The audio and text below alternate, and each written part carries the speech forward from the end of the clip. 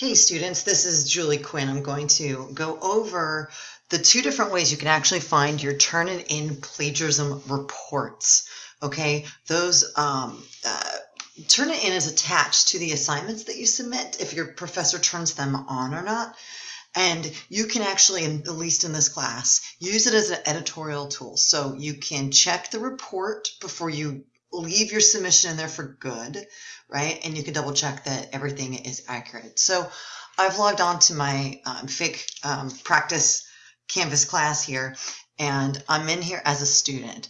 There's two ways to find the reports. First, you can click on grades. So you'll see that these are the grades of the course. Don't worry about anything that says missing. I just didn't submit here. But I submitted two different assignments, one for a Twitter assignment, one for a Wikipedia essay. If you see the color coding on the right-hand side here in grades, it's going to tell you something's off. And those color codes, if they're orange or red, or the match is a little close. So if you click on it, it takes you right into the assignment, and it turns on Turnitin, okay? Over here on the far right-hand side, let me actually make this a little bit bigger so you guys can see it. On the far right-hand side is that percent matching.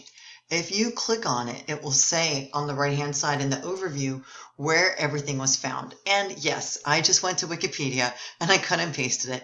And you'll notice that it's not highlighting everything because this was part of this document was what we were all practicing on last night.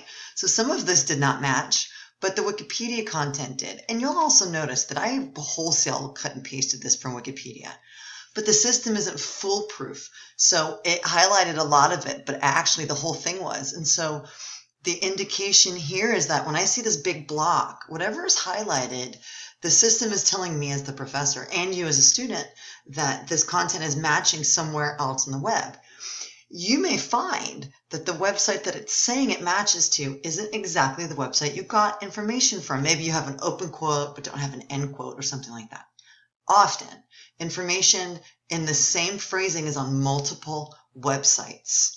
And remember, this is just an automated feature. This entire block plus this entire block was actually all cut and pasted. So your percent matching may say 13, but it actually could even be higher. So it's on you to go through and double check that you have an open and a closing quote to make sure that all of your work is your own. And if you have issues with or questions about how do I paraphrase, how do I put this in my own words, that's something that I can help you with. So again, I just clicked on grades, and then I clicked on the color indicator. So if we go out of here, go back into the test student view, the other way you can get in is to click on the assignments and to click on the title of the essay again if it's made available. You then can go to submission details, and submission details is good because you'll see my comments here on the right-hand side once I've graded it. You'll also see that red indicator here. You can click on view feedback. If I leave, generally this is where I leave feedback in the file, you know, like little handwritten notes, but you can click on the red indicator there and then it will come up with a percent matching. Once you click on it, it will tell you how much is matching. So you definitely want to click and read those reports. Anything that's highlighted, double check that your quotes are there. If you were trying to paraphrase, make a significant note that that needs to be rephrased entirely. And when you do that, of course, you don't look at the original because you don't want to have that original language bleed through. So anyhow, go through these. I hope everybody submits their essay-2s. And if you have any questions on what you found in those reports and how to interpret the report, that is the perfect opportunity for us to do a phone conference together. Let me know if you have questions.